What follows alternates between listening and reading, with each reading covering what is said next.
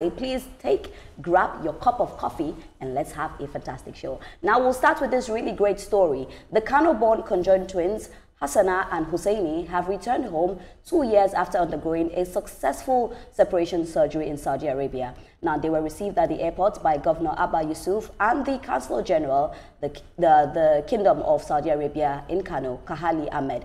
TVC News senior reporter Ibrahim Isa reports on this. Husseina touched down at the Malam Aminu Kano International Airport, marking an emotional homecoming for the family. The twins left for Saudi Arabia in October 2023, where they underwent months of intensive medical examinations before a complex separation surgery sponsored by the King Salman Humanitarian Aid and Relief Center. In the company of their parents, they were warmly received by Governor Abba Yusuf and the Saudi Consul General Khalid Ahmed. Governor Yusuf thanked the Saudi authorities for the gesture and announced that the Kano State government will sponsor their education from kindergarten to tertiary level, in addition to providing healthcare support.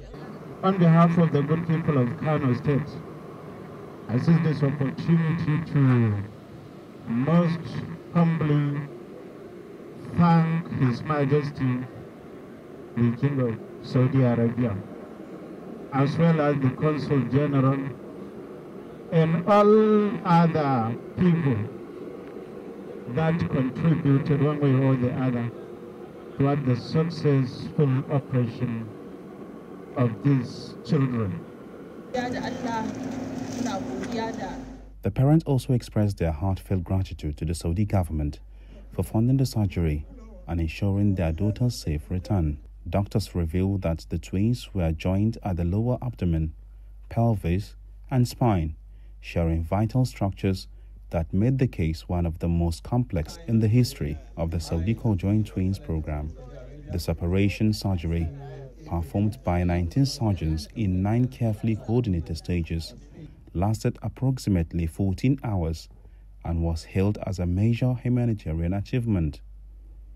The separation of Hassana and Husseina marks the 65th successful operation under the Saudi Siamese Twin Separation Program, which has provided care for 150 sets of conjoined twins from 25 countries over the past 35 years. Ibrahim Isa, TVC News, Kano. And this is where we say, Mungo de Allah, at this point. We thank God that, this has happened. Etoma, you had them 19 hours, working on these children. And when we talk about conjoined twins, this is not the first time we hear about it. In countries like India, Indonesia, we see a lot of it happens there. And oftentimes, these children do not get, they do not get to survive when they go through the operation. So it's beautiful news to see that, through this program, they've been separated. You can see the happiness on the faces of their parents as well. Etoma. That shows the advancement of the medical surgery, so to say. And the team that worked on the conjoined twins were very thorough. Yeah. They were very thorough. Had 38 consultants and specialists, including experts in pediatric surgery, neurosurgery, orthometrics, urology, anesthesia, plastic surgery. They all came together. It was a major, major thing. My happiness is that at the end of all this gathering of men and women of timber and caliber, as far as the medical profession is concerned, that they came out with a success. Remember, the twins were joined at the pelvis, the spine. They were sharing these things. So the procedure would have been really thorough, really painstaking. No wonder they spent so much time. And Ibrahim, we know there were 19 surgeons as well, working on these children. Oftentimes, most of them that are connected by the brain and the heart, it's very difficult to separate them because, these are really, really vital things. But this is vital as well. We're looking at the lower abdomen. It's just beautiful to see that at the end of the day, we can see these children come back home, safe and sound.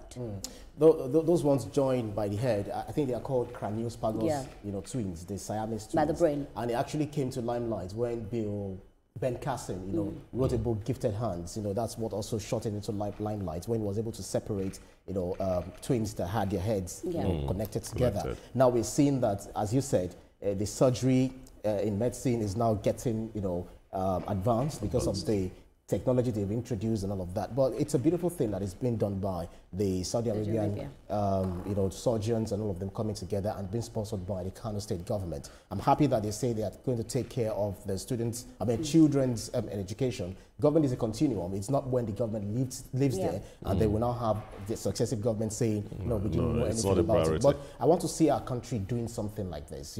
Although it has happened in Nigeria, there was one that was done in National Hospital in 2019 to 2020. There was another one in FMC Yola 2018. FMC Kefi Nasarawa State 2020, meaning that we've also done this. There was also a notable one done in 1988 by Professor Nene Obianyo. So many things that we've done. So I want a country where we'll have people coming from other countries, because Siamese twins is not something that is new, as you said. You see it in India, see it in Pakistan, see it in different countries. I want them to be coming to Nigeria to be doing this, to be performing this surgery. So much so that rather than spending our monies outside there, we'll have these monies, back in our own country. And Lamidi, I'll say that if we've done it before, we can do it again. Just like Ibrahim has mentioned, the places that it happened in Nigeria. But I want us to come to a point that we can say that if something is happening, we can take care of it in Nigeria. I'm talking about our healthcare system. But let's now take it back to these two children. That 2 years is not a joke, and they are back home. Absolutely. As Ibrahim said, and as you rightly pointed out, this is a wonderful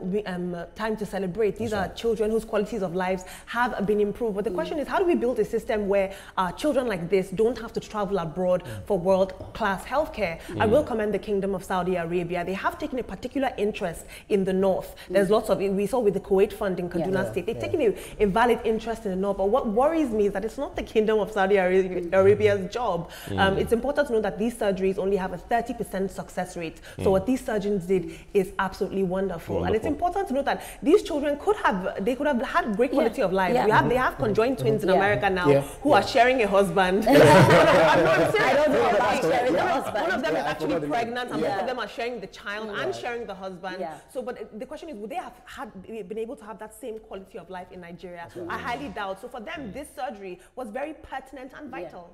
I think if you ask me, I think it was very vital for them to be separated. Actually, exactly. Do you know that back in the day, the Saudi king used to come to Nigeria for medical treatment. They'd been here. I can't remember the year, but I know UCH Ibadan had been there. We used to have people coming from outside of the country to get treated. So I want to see in Nigeria of the old, where we have people flocking in, not because of anything, not because of our investment alone, but because of our medical facilities and of course, Ibrahim, from your mouth to God's ears. I am hoping and I'm sure that to the government's table, and to God as well. And I'm sure that if we've done it before, we can do it again. So our healthcare system needs to stand strong. Welcome back, baby. We will take we'll take a breather now. When we come back, we will